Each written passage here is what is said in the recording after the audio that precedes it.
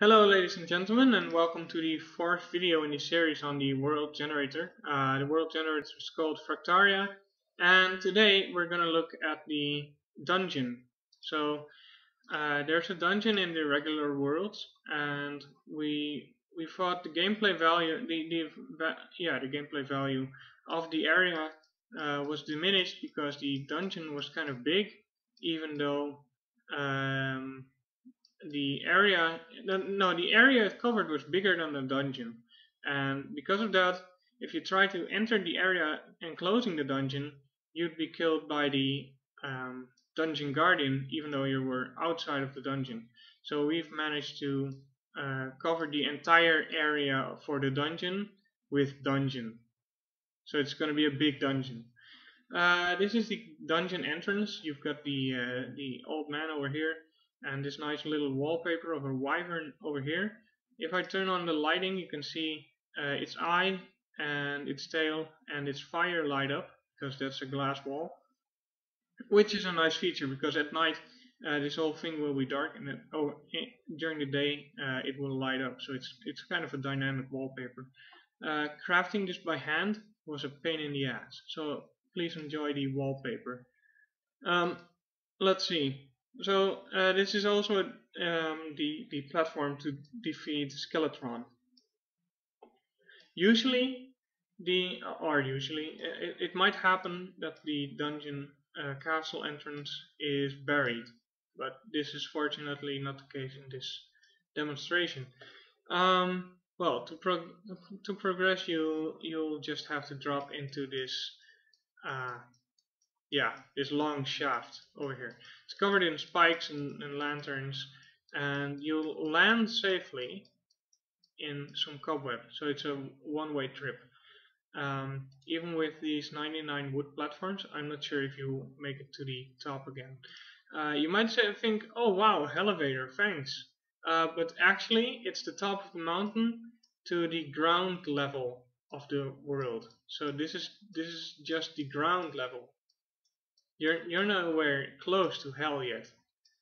So this drop is it takes about a minute to get to the bottom. It's recommended you take the guide voodoo doll with you, because you'll need it at the end of the dungeon. Um, yeah, basically you from here you'll enter a main shaft, a main hallway, and you'll find these little gaps. One of these, 1, 2, 3, 4, 5.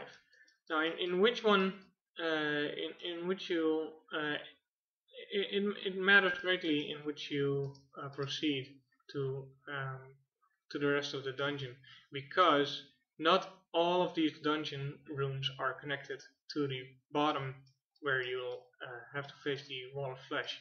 Only one of them is connected to the surface. So let's see which path you should take.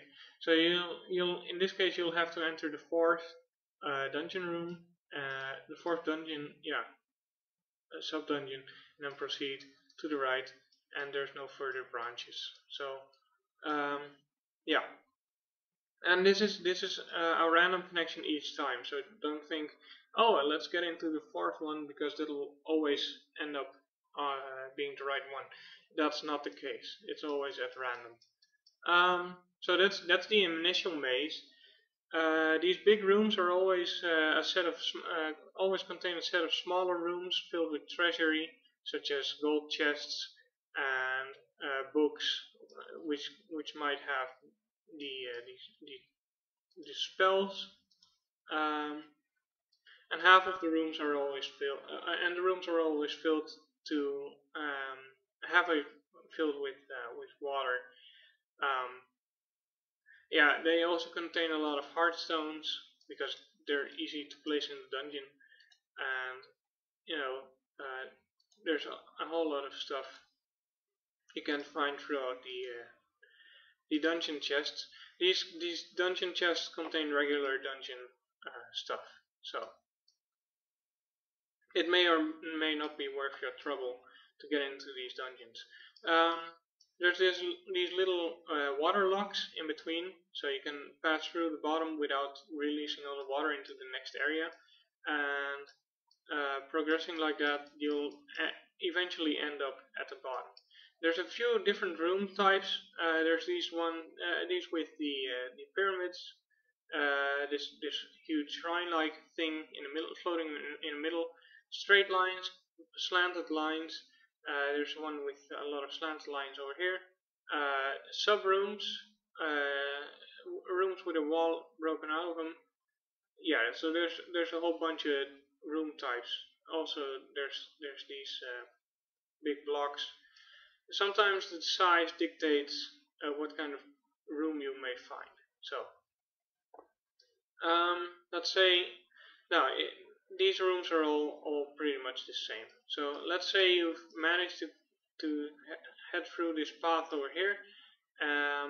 Then you'll end up in the last room, which is a labyrinth.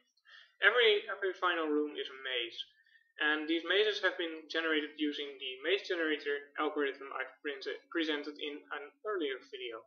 So if you recall from that earlier video, the generator will make sure the top is connected to the bottom.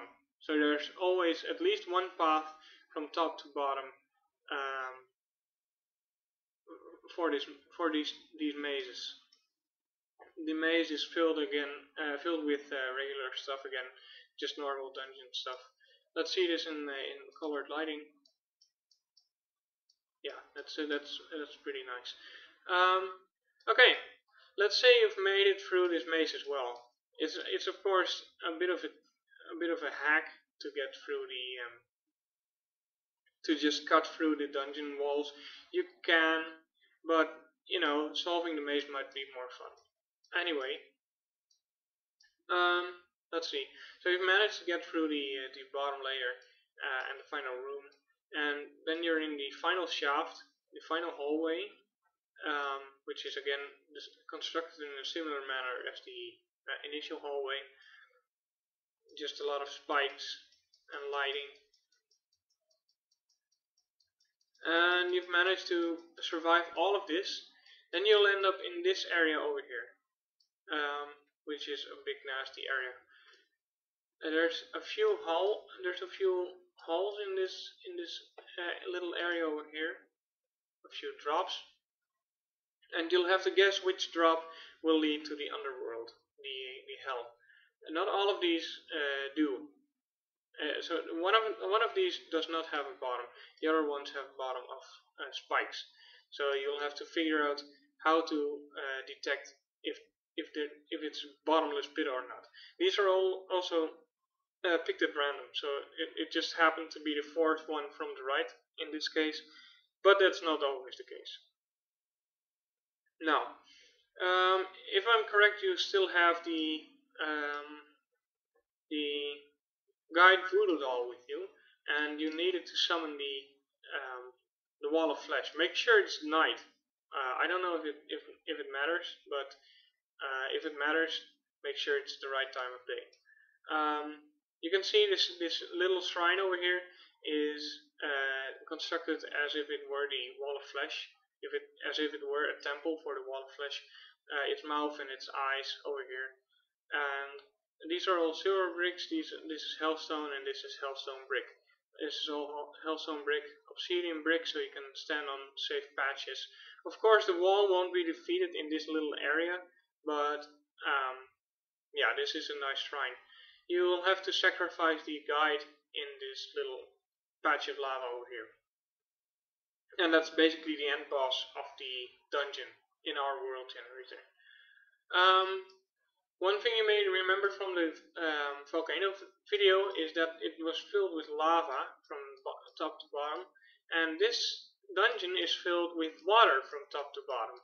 And what do we know from Terraria from the left side, having lava on the left side and water on the right side? Well, it's basically one giant obsidian generator. If you release all of this water into the hell, along with all of this lava from the volcano, you basically have one giant one giant obsidian generator.